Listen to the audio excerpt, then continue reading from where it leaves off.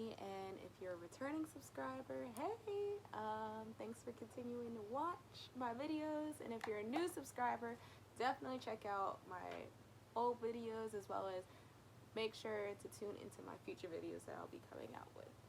So today I want to talk about a topic. I have a notebook here. I wrote down what points I want to kind of talk about. I want to talk about post-grad depression. I feel like this isn't spoken about enough, so I wanted to kind of bring it up because I know I personally experienced post-grad depression. I'll kind of like give y'all a background if you don't, like I said, if you don't already know me. So I graduated from college in North Carolina, May 10th, which was about a little over 3 months ago. During that time was a little rough. I can't even lie. I can't even front. Like, it was all peaches and cream, because it wasn't. More so like mentally for me, not necessarily like, it was just kind of like myself I was battling with post-grad depression. It wasn't really like outside influences as much, I would say. But anyway, so the first point I wanted to touch on is that how it's not spoken about enough. Honestly, like, I felt like I was alone. Like, I was one of the only people that was experiencing this, and come to find out I'm not. And like, also seeing people like right after college looking like they're having the best career, making tons of money, like kind of like, I don't know what everyone has going on in their lives, so it just might be that, but just seeing that. And I wasn't scheduled to start working until 3 months after I graduated, so I had the whole summer just to chill, do whatever. So during that time, like, I was just having inner battles with myself, which kind of gets into point number 2. Just because it appears you have it together doesn't mean you necessarily do. I was hired at my full-time position back in November of my senior year at college, so I already knew I had a job lined up post-grad. But like I said, I had that 3-month period where I was just kind of chilling, doing what I wanted with my time. And during that time, it was like, I'm seeing people working their jobs, making money, like doing X, Y, and Z, and it's like, dang, like, I feel like I'm not doing stuff. Like, I was just like, I'm not using my time wisely.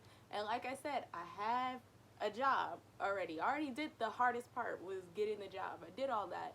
It was just kind of like, I was in my head, and I was just like, you're not doing anything with your life. Like, you just graduated college, you got to do X, Y, and Z. Like, I'm one of those people who feels like they have to do like stuff all the time. So all the time I have something to do. If I either come up with it or I actually do have something to do, like, I'm always doing something, which isn't good.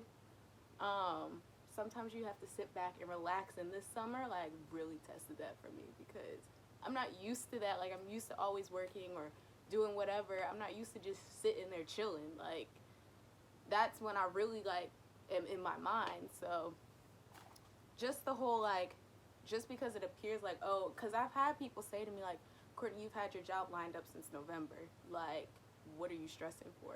And it's like, yeah, I get that, but it's like, I'm not used to this. Like, I'm not used to that at all. So, and this isn't me like complaining or anything, it's just acknowledging the fact that like not everyone, but like anyone can experience post-grad depression, and I don't want people to feel like they're alone, because I know I personally did. I still have my days, I'm not gonna lie. I start my full-time job soon, so I just, probably by the time I release this video, I probably would have already started, but that's besides the point. But yeah, like, I just don't want people to feel alone, because little do you know you're not alone, even if it does appear like everything is together, when it might not mentally be. On the outside it might look all together, but mentally it might not be. So my third point is things not working out how you thought they would. Now, I know I'm not the only one who's thought like things are gonna work out this way, I was gonna do X, Y, and Z, move to a different state, all of that. Well, it does work like that for some people, but other people is like, dang, I really got to look at the bigger picture and consider like the long term effects of my decisions that I make in the short term amount of time. So I had this whole dream like I'm gonna move out. I mean, I'm gonna graduate school, move to a city, get my own place. Like the place is gonna be looking at the city line. I was gonna live downtown, all of that. But like reality set in. So I was like, I had to really weigh out my options. I got hired where I wanted to live. I would be making like a nice amount of money, but I had to realize, like, girl, you really got to consider, like, paying rent every month, paying bills on top of that, paying a car note, paying for car insurance, like, all of that stuff I had to take into consideration and realize, like, this is my time where I could actually come home and stack my bread and then move out and do X, Y, and Z. Or I could take that chance, move out, and then regret it later down the line. And I thought about, like, for me personally, I felt like the smartest decision was coming back home, um, stacking my money so I can get the beautiful apartment that I want in the long run, you know? Um, that really weighed heavy on me at the fact that I had to make that decision, especially for the fact that I was hired in the city I wanted to live in. And the fact that I had to transfer offices to the office closer to home, like, it made me feel kind of, like, reluctant. And, like, it just made me feel bad. Like, dang, I didn't think I was coming back home. Like, dang, I'm back to square one, kind of. And it's like, when you put, I know for me, like, when I put my mind to something, like, I be trying to get to where like, you get what I'm trying to say. I be trying to get to, like, where I want to be. And, of course, like, my issue, though, sometimes is I try to rush it. And, like, I feel like ultimately, in the end, I'm going to be very thankful for the fact that I decided to go home, stack that money, and then move out, rather than move out on my own, be in tons and tons of debt, struggling, and end up having to go home, or being evicted out of my apartment, something like that. Like, those are like kind of extreme options, but I'm just saying, like, that happens. Like, and I felt like for me personally, the smartest decision was to go home. So just kind of like feeling embarrassed in a way, like, dang, like, you're back home is basically what I was going through. And like I said, I had to, like, really work through that and realize, like, yo, you really got to think of the long-term stuff. So that's point number 3. And then, point number 4 kind of ties into what I was just saying about, like, you're an adult now, you're paying bills. Like, of course, at home, like, I'll have minimal bills, but I really don't have any bills to pay. Rather than if I was living on my own, I got everything to pay for. So that kind of got into my 4th point. And then point number 5 is what I struggled with really bad too, which was feeling like you're not doing enough, also known as finding your purpose. So, which actually led me to making YouTube videos again. I struggled back and forth, like, trying to figure out what is my purpose in life. Like, what am I supposed to be doing? I have all this free time before I'm supposed to start working. What am I supposed to do? I contemplated so many different things. I contemplated, like, starting a hair care business.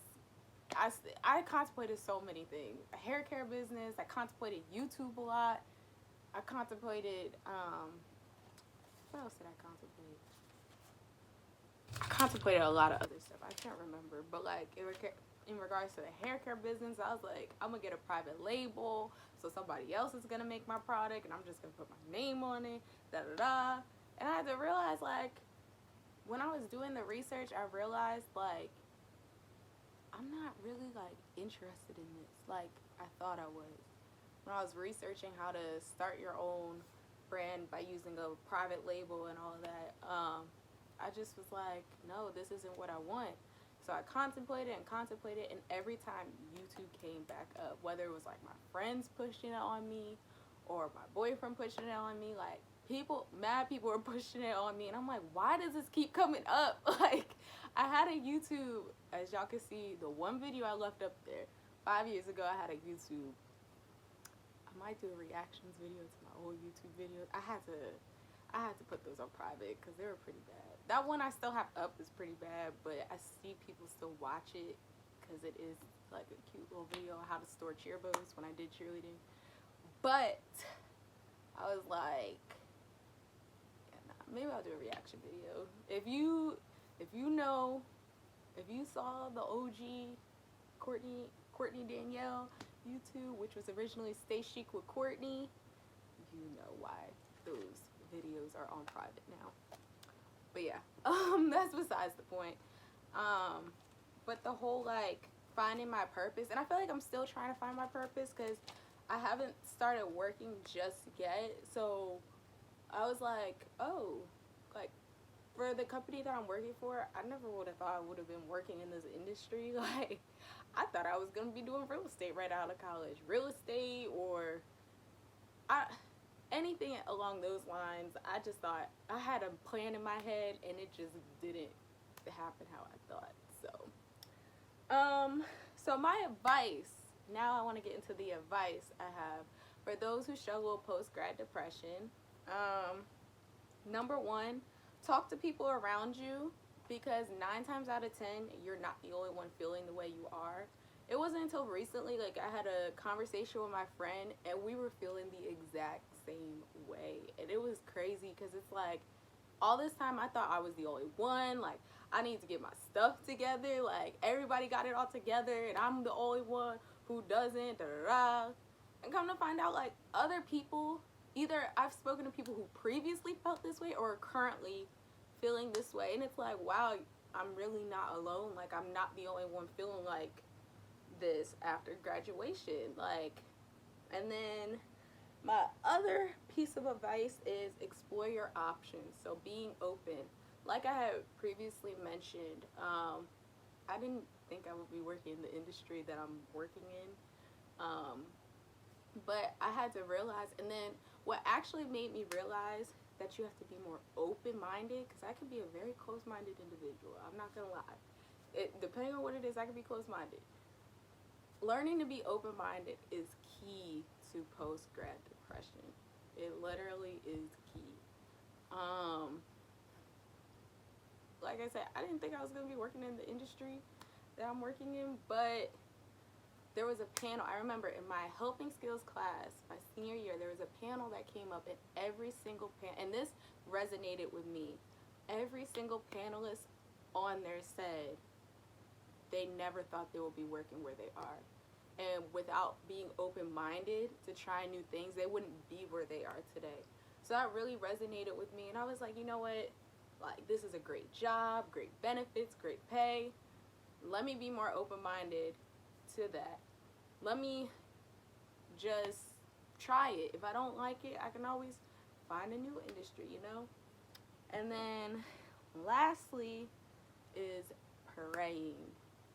I don't know everyone's religious beliefs, but me personally, I believe there's a God. So, and like I said, y'all don't have to feel the same way as me. This is just my personal experience. I'm just telling y'all what I've kind of been through and kind of letting people know that they're not alone.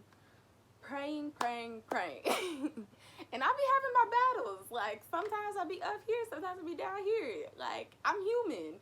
People aren't perfect. So praying really is something that has helped me throughout this process, and trying to figure out, like, God has a plan for you.